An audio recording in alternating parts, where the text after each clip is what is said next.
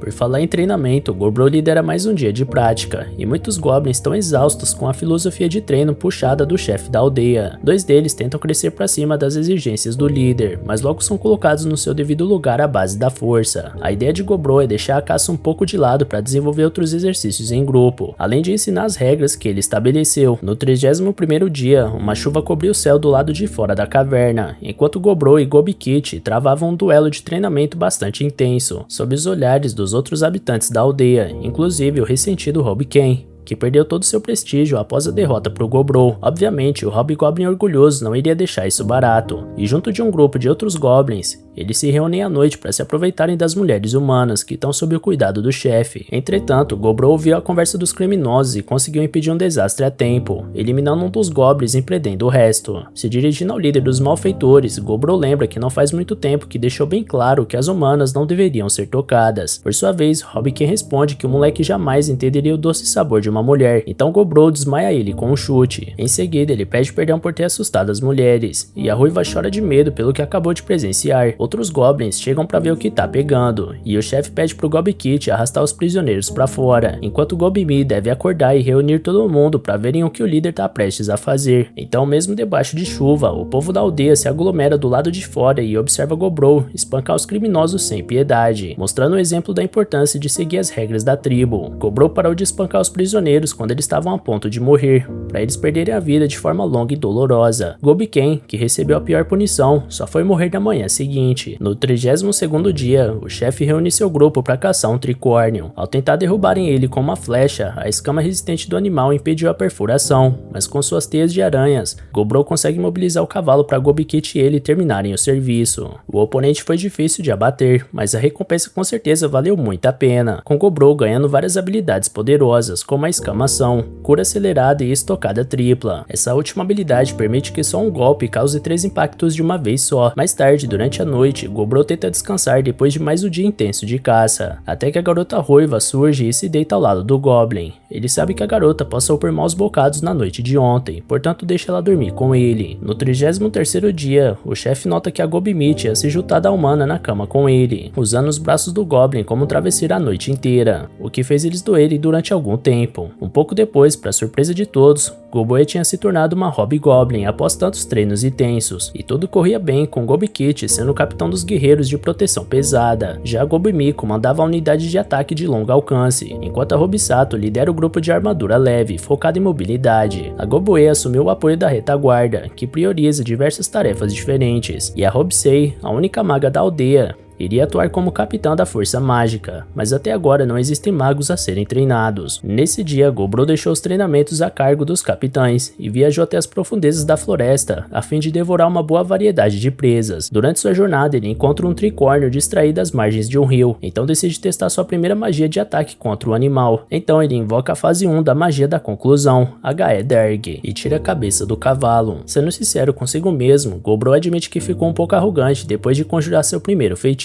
Porém, outros desafios ainda iriam surgir conforme ele avançava para o norte da floresta até o final da tarde. De repente, ele vê um enorme rastro de sangue e na hora se lembra de antigos ensinamentos do velho Gobiji, que sempre insistiu para que ninguém tivesse a péssima ideia de explorar a floresta do norte, porque lá no fundo existe uma enorme criatura escarlate chamada de Urso Vermelho. Seguindo os rastros, Gobro percebe que nem a poderosa escama do tricórnio foi capaz de salvar ele dessa fera, até que a própria surge na frente do Goblin, com seus passos pesados e sua aparência assustadora, além de um rosnado capaz de congelar a alma do maior Hobgoblin. Qualquer indivíduo com noção de perigo teria fugido, mas o Gobro decidiu pensar num plano para abater essa coisa gigante, porque não conseguiu resistir à possibilidade de conseguir alguma habilidade surreal desse monstro magnífico. Portanto, mais uma vez ele invoca a lança Gaederg, pronto para usar de tudo que tem em mãos para derrotar o Urso Vermelho. Enquanto isso, de volta à aldeia, Gobimi se mostra preocupada com o fato do Gobro ainda não ter voltado, então Goboe decide perguntar por ele dentro da caverna. Lá dentro, nenhum dos goblins residentes fazia ideia de onde o chefe estaria, mas Gobimi agradece o empenho da amiga do mesmo jeito. Quanto ao líder da aldeia, sua lança mágica conseguiu arrancar fora um dos membros do urso, que colocou o braço na frente do corpo para impedir sua morte. Ainda assim, só a pata esquerda daquele monstro já era capaz de causar um estrago fatal, e Gobro acredita que nem mesmo a armadura de escamas refinada que pegou do tricórnio pode ajudar de alguma forma. Nesse caso, Gobro tenta rachar o crânio do inimigo com seu machado, porém ele é mais resistente do que o Goblin pensava. Sem sucesso, Gobro despeja uma grande quantidade de teia para imobilizar o urso, porém a força dele é tão enorme que suas amarras não controlaram ele. Nesse instante, o urso surpreende Gobro ao cuspir uma bola de fogo gigantesca que incendeia toda a floresta ao redor. No meio do caos, o urso começa a ir embora por pensar que devastou seu inimigo, porém o Goblin estava se curando atrás de uma árvore para não ser visto. Gobro nunca tinha visto um urso fazer isso, mas agora tem que arcar com sua decisão de caçar essa presa monstruosa, mesmo sabendo que tem muito a perder nesse processo. Sendo assim, o chefe da tribo se imbui de algum feitiço de defesa e parte para cima do Urso Vermelho, provocando outra bola de fogo do animal para cima dele. Porém, dessa vez Gobro estava preparado para o impacto, e protegido por um escudo mágico, ele se aproxima da fera até conseguir enfiar sua espada na garganta dela. Mesmo assim, o animal foi capaz de agarrar o Goblin e arremessar ele longe,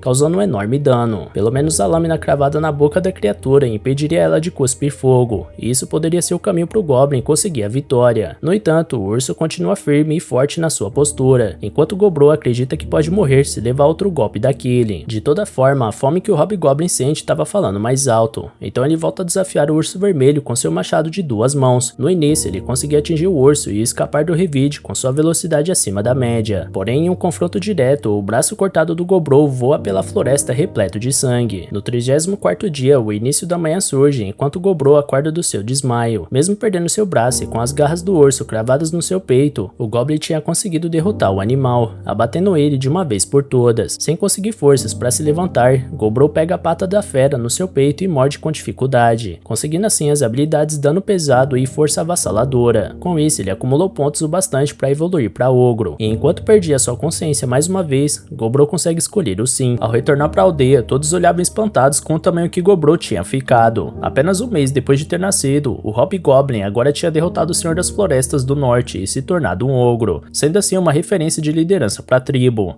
E algumas fêmeas ficaram até mais atiradas diante dessa liderança toda. Ao buscar algo mais decente para vestir, ele encontra as humanas no caminho e leva um tempo para convencer elas de que ainda era o Gobro. Fora isso, a Gobi cismava e ficava beliscando a perna do ogro por algum motivo. Mais tarde, ele entrega seus equipamentos para a ferreira humana, que promete dar um jeito no machado, além de ter feito uma faca com a pedra espiritual. Por isso, o líder agradece a ferreira, mostrando seu carinho por ela. Ao mesmo tempo, agora a ruiva tinha se juntado a Goblin na cisna de beliscar o chefe. Já as gêmeas foram colocadas para um trabalho, porém acham que é muito pesado para só elas duas. Por isso, Gobro concede 3 goblins fêmeas do esquadrão de logística. Com a participação das humanas nos processos da aldeia, Gobro acha fantástico que inimigas mortais dos goblins tenham se adaptado tão bem. Por achar que dariam boas esposas, o líder questiona se as duas gêmeas não gostariam de se casarem com ele, mas parece que Gobi e a ruiva não gostaram muito da ideia. Quanto à alquimista, ela voltou a fazer poções, e Gobro descobre que ela produziu um veneno para defesa própria, mas depois de conhecer goblins bondosos como Gobro,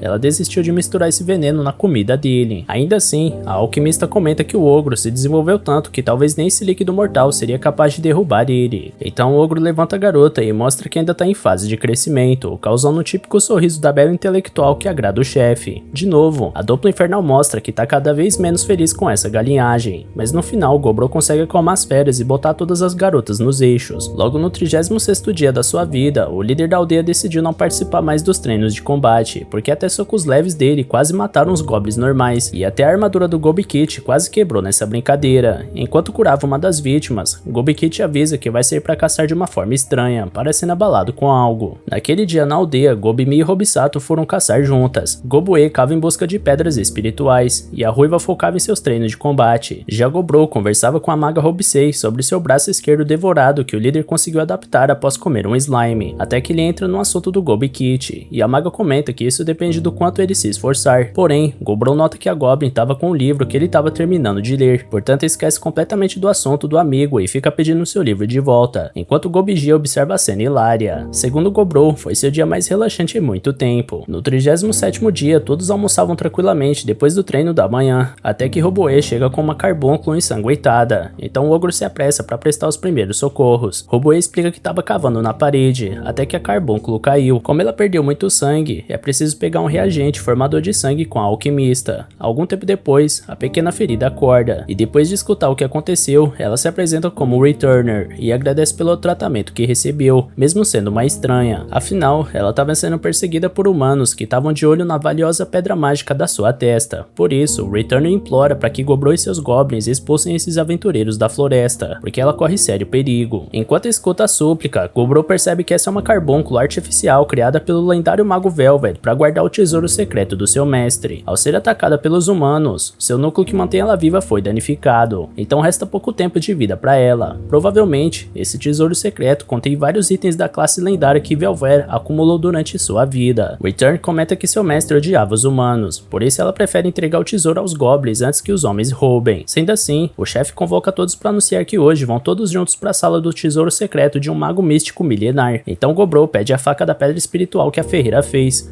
por mais que pretenda intimidar os humanos e tentar expulsar todos sem violência. No entanto, caso a abordagem pacífica falhe, ele vai ter como se defender através da força bruta. Depois de lidar com os inimigos, todos os goblins vão passar pelo buraco que a Gobue cavou sem querer em direção ao tesouro de Velvet. Ao se aproximar do objetivo, Gobro mandou todos se esconderem para ele lidar sozinho com os invasores. Em pouco tempo, os humanos estavam atrás do protagonista, reparando que ali existem também espécies estranhas de ogro. Gobro reflete que não é uma variante, mas sim uma espécie rara. De toda forma, os os homens precisam abrir caminho para completarem sua missão, porém o primeiro que ataca pensa que sua invisibilidade iria enganar o oponente. Ao fazer os inimigos testemunharem seu poder, o ogro anuncia que eles estão dentro da casa de alguém, e depois de terem matado quem viram pelo caminho, não existe mais salvação para esse crime. Os criminosos ficam assustados com aquele ogro falando na língua deles, e atacam antes que Gobro pudesse oferecer um recuo pacífico. Ele até tenta essa proposta em alguns momentos, mas os adversários estão determinados a vencer essa batalha na violência. Os três da retaguarda estão com itens mágicos de alta qualidade, mas ainda assim, eles parecem que não sabem o que estão fazendo, e Gobro acha que eles se encheram de equipamento bom mesmo sem saberem usar direito. Essa inexperiência faz todos repetirem seus ataques e se tornarem previsíveis, até que o mago consegue lançar uma magia nível 3 no rosto do líder dos goblins. Entretanto, ao invés de levar a vitória aos humanos, essa magia provocou a fúria do ogro, por isso ele invoca um pequeno terremoto para desestabilizar os oponentes e deixar eles vulneráveis. Feito isso, os outros goblins emboscam os homens e Gobro promete fazer eles se arrependerem por não terem escutado. Então, depois de roubar e dividir seus pertences, a tribo devora todos os humanos. A refeição concedeu ao líder habilidades de ocupação que variavam entre as classes de Templário e Arquimago, e ainda por cima os itens dos criminosos eram muito valiosos, como uma mochila mágica que carrega 200 itens e um anel que esconde as informações do usuário. Ao comer os itens, Gobro absorve essas capacidades e agora é capaz de armazenar 1200 itens num baú mágico. Após cumprir sua parte do acordo, a aldeia Goblin é guiada até a sala do tesouro que fica nos fundos. Ao lado do falecido Velvet, Return agradece pela ajuda da tribo e garante que seu mestre está igualmente feliz. Segundo a Corbúnculo, ele era extremamente talentoso para lidar com os espíritos da natureza, e por isso os goblins vão poder extrair várias pedras espirituais no tesouro. Depois disso, o pequeno ser agradece pela última vez e se despede, antes de desaparecer para sempre na mão do Gobro e deixar sua pedra espiritual com ele. Ao comer a pedra, ele aprendeu a habilidade Regra de Ouro. Por último, o grupo faz uma oração silenciosa pela Carbúnculo e depois faz a limpa na sala do tesouro, jogando tudo no baú mágico. No entanto, antes de sair, Gobro interpreta como desonroso deixar Velvet ali, portanto decide cremar ele. Ao fazer isso, uma manopla dropa do corpo do mago, e assim que o chefe da tribo coloca ela no braço esquerdo devorado, ela solta vários tentáculos de metal que se agarram ao corpo do ogro até se tornar uma só com ele. Com esse item lendário equipado, ele consegue a habilidade de evolução própria e mais 3 além dessa. Ainda por cima, o braço pode ser girado e transformado como ele quiser, além de produzir venenos e cabos metálicos. Com isso, após cumprir a missão da Returner, os goblins aproveitam a bebida que tinha entre os espólios e fazem um banquete de celebração pelo sucesso do objetivo. No 38º dia, Gobro avaliou os itens ganhos com a ferreira, e de fato tinha muitos lendários e mágicos. No 39º, ele distribuiu os itens mágicos para os atuais 15 hobgoblins. O próprio Gobro pegou a lança longa escarlate, Galseug Bey, e a pulseira mágica Egirzar. Itens lendários desse tipo são responsáveis por causar guerras entre nações, por isso a sociedade Goblin tinha alcançado outro patamar. Mais tarde, todos subiam seus níveis enquanto buscavam ingredientes para o cozido de urso, até que as gêmeas preparam a deliciosa refeição. Porém, Gobro estava preocupado com o que fazer com a ruiva, já que ela ainda não estava pronta para lutar. No 40º dia, um novo líder será escolhido entre os hobgoblins através de uma competição, e a força deles fez o líder montar uma equipe mercenária. No dia seguinte, o chefe saiu cedo para rastrear presas desconhecidas, como uma aranha dourada que tinha uma couraça aparentemente valiosa. Ao comer ela, ele aprendeu a invocar fios dourados, além de imitar a couraça do aracnídeo. Em seguida, um veado vermelho de chifre com quartzo chamou a atenção do ogro, e logo virou refeição também. Depois, ele vagou pela floresta até se deparar com uma árvore magnífica, onde viviam as lendárias dríades, famosas por seduzir machos de espécies inteligentes para depois devorar eles. Segundo Gobiji, todas as dríades, sem exceção, são mulheres muito atraentes pro charme jamais falhar, e seu plano é ser seduzido por uma quando estiver na beira de bater as botas. Logo, uma dessas criaturas estava encantada com a barriga trincada do ogro que emanava poder e força, e por isso ela chama ele para lavar sua tanga de folhas nesse tanquinho de pele acinzentada. Mesmo com a barraca armada, Gobro resistia firmemente aos poderes seduzentes daquela criatura abandonada por Deus, mas para garantir que não ia virar churrasquinho de ogro, ele estreia sua habilidade libido, para fazer a dríade de marmita ao sentir seu enorme poder durante 5 horas seguidas de relógio parado, e assim ele adquiriu a habilidade felicitação. Após o ato mitológico, os dois se despedem com um clima de até logo. Então Gobro segue sua jornada até descobrir um lago com cachoeira. Então, enquanto ele lavava seu instrumento do amor, homens lagartos cercaram o ogro, mas logo todos viraram comida sem maiores problemas. Na sequência, ele usa seu braço de prata mortal para fazer mais uma vítima e sentir que tá ficando cada vez mais poderoso. No dia 42, ele descobriu que 2 goblins tinham tudo para se tornarem magos, por isso eles foram passados para Hobsei, que ficou tão empolgada que o sorriso que ela deu arrepiou até o líder máximo da aldeia. Depois disso, estudando o encantamento, ele descobre que é uma habilidade que altera a matéria, mas ao praticar com a ferreira, a mulher parecia aborrecida com alguma coisa. No dia depois desse, Gobimi também tava virando as costas pro ogro, então ele decide perguntar pro povo o que tá acontecendo, mas ninguém fazia ideia do motivo dele tá sendo rejeitado. Afinal, a ruiva também tava olhando torto pra ele, e as gêmeas chegaram a colocar veneno na comida do líder. Por último, ele resolve conversar com a alquimista, e ela revela que todas as garotas estão com ciúmes depois da saidinha do Sr. Gobrou ontem de manhã. Não que alguém tenha caguetado, mas é que a Dona Dríade deixou uns chupões no pescoço do ogro, dando na cara que a caça na floresta rendeu. De toda forma, a alquimista diz entender como as garotas se sentem, e logo dá um beijo no rosto do chefe pra deixar claro que ela não é Dríade, mas pode devorar o ogro quando ele quiser. Atrás dos dois, Gobimi exala seu ódio e promete nunca perdoar o Gobrou por essa traição, mas logo em seguida ela volta atrás e pede pra entrar na roda, enquanto que as outras garotas decidem que não querem ficar pra trás. Diante disso, Gobrou reflete seriamente acerca da proposta, e logo em seguida ele aprende as habilidades Jato de Fluido e Estocada Múltipla. No dia 44, a habilidade de percepção de Gobrou é ativada diante da chegada de seres desconhecidos na aldeia. Assim que eles alcançam a entrada, o líder sai para receber os forasteiros. Mesmo diante da casa dos monstros, um elfo arrogante questiona como um mero goblin pode deixar um nobre como ele aguardando, e logo conta que os humanos estão de olho no tesouro secreto dos elfos e por isso vão atacar em breve. Então eles querem a ajuda dos goblins em troca de uma recompensa justa. A oferta era de comida para alimentar a aldeia por meses, coisa que Gobiji acha irrecusável, porém o chefe dos monstros recusa, porque exige respeito dos forasteiros em sua própria casa, diante da arrogância do líder élfico. Os elfos enxergam os goblins como bárbaros, o que faz o líder deles querer sacar a espada para ensinar uma lição ao ser inferior, mas uma pequena demonstração de poder do ogro faz o elfo cair de joelhos, e com o líder dessa raça subjugado, Gobrou exige que os arqueiros de tocaia dos elfos abaixem os arcos. Por fim, o goblin se recusa a ajudar por simplesmente não estar afim, mas afirma que como residente da floresta, caso humanos invadam e causem estragos, ele lutará com prazer. Então, ao bater sua Galsilgbei no chão, lanças vermelhas emergem do solo e colocam todos os elfos em risco, e essa foi a gota d'água para eles baterem em retirada apavorados com o poder do ogro. No dia seguinte, Gobrou caçou cerca de 20 slime cinzas nas profundezas da floresta, e ao ingerir esses seres, ele ganhou as habilidades Tolerância a Ataque Físico, criador de dublê próprio e reconstrução por reposição de fluidos. Então, colocando um pouco do seu sangue em uma rocha, surge um dublê formado através da substância, e com ele, Gobrou poderia compartilhar sua visão, enxergando através dos olhos da pequena cópia. No dia 46, a aldeia criou vestidos para a festa de Gobimi, usando tecido embebido com seu dublê feito de sangue, o que significa que eles podem ser usados como rádios de emergência. Um dia depois, o dublê do Gobrou avista a chegada de uma tropa de elfos intrusos, e assim que eles alcançam a entrada, Gobrou solta um urro de dentro da caverna que paralisa os oponentes, para logo depois ele surgir do lado de fora e liberar teias que imobilizam todas as unidades inimigas. Logo Gobrou estava interrogando o líder dos elfos dentro da árvore dos goblins, e o líder deles explica que o comportamento bárbaro do ogro manchou o orgulho dele, por isso o ogro merecia morrer. Alguns soldados elfos revelam que tentaram impedir seu líder de atacar,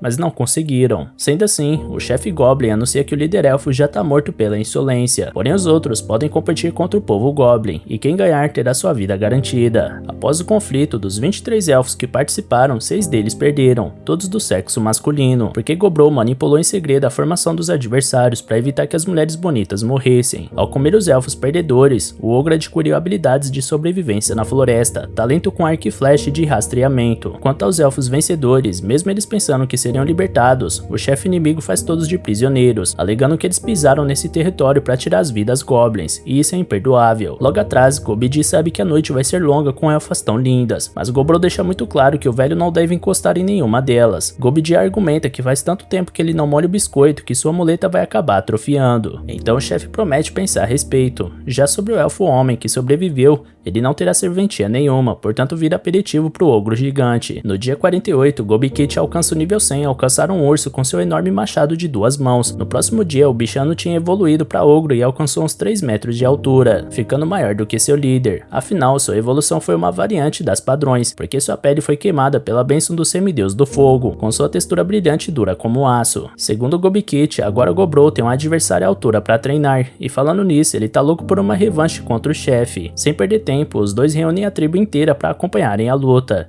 que mais uma vez volta a ficar equilibrada. Porém, mesmo que a força de Gobikit tenha se desenvolvido ao ponto de levar perigo pro Gobrou, quando se trata de técnicas de luta, o líder ainda é superior, e foi isso que levou a vitória até ele. No entanto, ele teve que reconhecer que Gobikit é seu rival oficial, mesmo que permaneça invicto. Com a chegada da noite desse dia, Gobrou tinha se esgotado com a luta de mais cedo, e sem saber se estava sonhando ou não, ele vê um espírito pedindo perdão por algo e recompensando Gobrou com a habilidade de invocar um familiar desconhecido. Então o ogro finalmente acorda sem entender o que tinha acabado de acontecer. No dia 51, Goboe carrega seu líder para um assunto importante, então logo à frente ela mostra que mais 4 membros da aldeia se tornaram Hobgoblins. A humana alquimista tinha terminado os testes de aptidão entre todos, descobrindo que um deles tinha aptidão mágica, enquanto Gobidi tem potencial para ser clérigo. Gobidi promete curar quantos aliados for possível, antes de chamar o líder de grande irmão. Gobrou não entende por que foi chamado assim, e o futuro clérigo argumenta que todos os goblins são irmãos e irmãs de nascença. Ao lado dele, Hobsei também tinha evoluído para ogro essa manhã, se tornando parte da linhagem dos Lords, como uma meia-lorde feiticeira. As marcas que ela tinha no corpo se pareciam com as do Gobrou, e logo a feiticeira estava louca para testar o poder que pulsava em seu corpo. Do lado de fora da sede, ela manipulava bolas de fogo que foram arremessadas contra as árvores próximas, causando várias explosões gigantescas na floresta. Mesmo diante de tanta devastação, Gobsoi sentia que podia repetir a dose umas 20 vezes com tanto poder que possuía fluindo no seu corpo. Gobrou observa que, como ela é uma meia-lorde, suas habilidades são um pouco inferiores à da espécie